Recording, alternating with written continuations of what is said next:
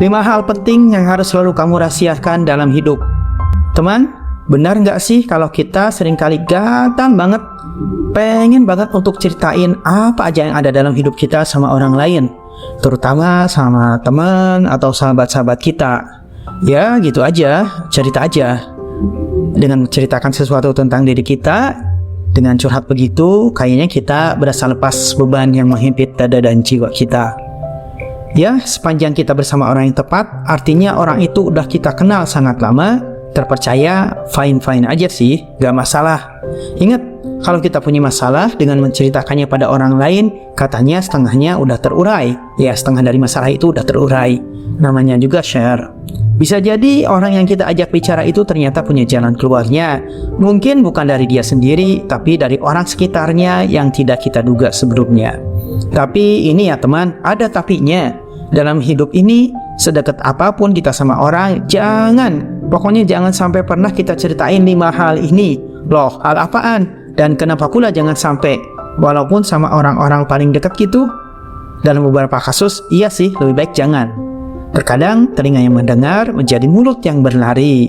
Lebih baik sih, saran saya nih, 5 hal ini menjadi konsumsi pribadi aja. Atau paling enggak, share-nya berdua dengan pasangan hidup kita. Ini bagi yang udah nikah.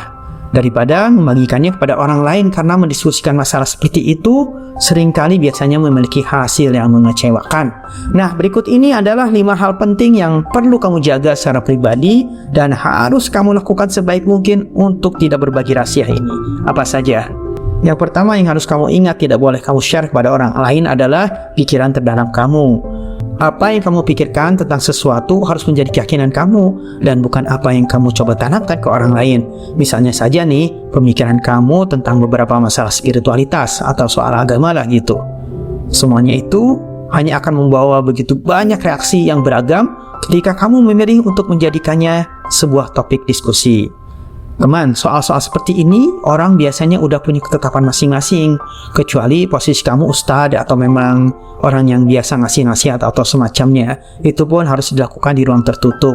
Belajarlah untuk memahami bahwa pikiran kamu itu adalah interpretasi kamu sendiri dan bukan kebenaran objektif.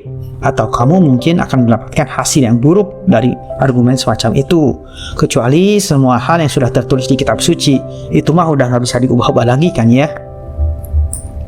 Teman, hal kedua yang harus kamu jaga kerahasiaannya adalah kegiatan sosial kamu. Memberikan uluran tangan kepada seseorang atau bentuk pekerjaan amal lainnya sangat baik dan sangat bermanfaat bagi perkembangan individu kamu sendiri dan masyarakat kita. Dan nilai lebihnya ketika kamu tidak mencari pengakuan atas kebajikan tersebut.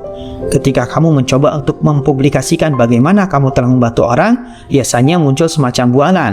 Karena banyak yang akan berpikir bahwa niat awal kamu untuk kegiatan baik semacam itu adalah untuk mencari popularitas. Emang bisa jadi enggak juga sih. Ada banyak manfaat dalam membantu orang lain. Namun, tetaplah anonim alias nggak dikenal. Nggak masalah kan nggak dikenal ketika kamu berbuat baik secara pribadi, kecuali kamu emang melakukannya untuk yayasan atau institusi sosial kamu. Itu wajib loh untuk diberitahukan karena itu kan sebagai bentuk akuntabilitas atau pertanggungjawaban. Hal ketiga yang harus kamu jaga kerahasiaannya adalah target kerja atau target hidup kamu.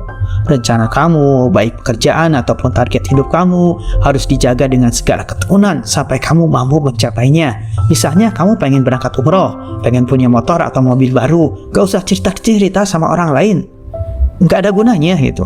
Berlakulah keras terhadap dirimu sendiri tentang rencana dan target-target ini. Maksudnya, ya jangan sampai cerita ke orang. Kenapa? Bukannya parno atau buruk sangka, tapi bisa jadi ide target-target kamu ini diambil oleh orang lain, dikerjakannya dengan lebih baik daripada kamu, dan orang-orang yang mengambil ide kamu ini mengenangani celah yang mungkin kamu tidak sadari dalam rencana kamu sendiri. Jika ini terjadi, itu akan membuat kamu kehilangan semangat dan menyesal bahwa kamu pernah membiarkan rencana kamu diketahui oleh orang lain. Yang keempat yang harus tetap kamu rahasiakan sepanjang hidup kamu adalah gaya hidup kamu. Detail tertentu tentang kepribadian kamu seperti kehidupan kamu di tempat tidur, maaf ya ini mah bagi orang yang udah menikah aja. Kehidupan nuriyah kamu, kebiasaan buruk kamu, dan lainnya jangan sampai menjadi perhatian dunia. Gak ada gunanya mengungkapkan kondisi emosional kamu kepada semua orang. Mengharapkan penilaian dari orang lain sangatlah tidak perlu sama sekali. Gak ada elok-eloknya dan gak ada manfaatnya. Yang terakhir, teman, yang harus kamu jaga dan harus kamu rahasiakan adalah konflik dalam keluarga kamu. Ayolah, setiap keluarga pasti punya masalah. Suami ke istri, orang tua ke anak, antara anak itu sendiri, dan sebagainya. Teman, sangat gak sopan dan gak bijaksana jika kita memberitahukan konflik dalam keluarga kita kepada orang lain. Jika kamu ceritakan konflik dalam keluarga kamu pada orang lain, itu sama halnya kamu merendahkan diri kamu sendiri dan keluarga kamu. Dan hanya akan mengakibatkan lebih banyak ejekan ke keluarga kamu itu, karena cerita seperti itu biasanya diteruskan oleh orang yang kamu beritahu atau beberapa teman mereka yang lain, dan ini hanya akan memperburuk masalah saja. Ingatlah ini ya, masalah di rumah paling baik diselesaikan di rumah juga, dan dengan orang rumah pula yang kamu cintai.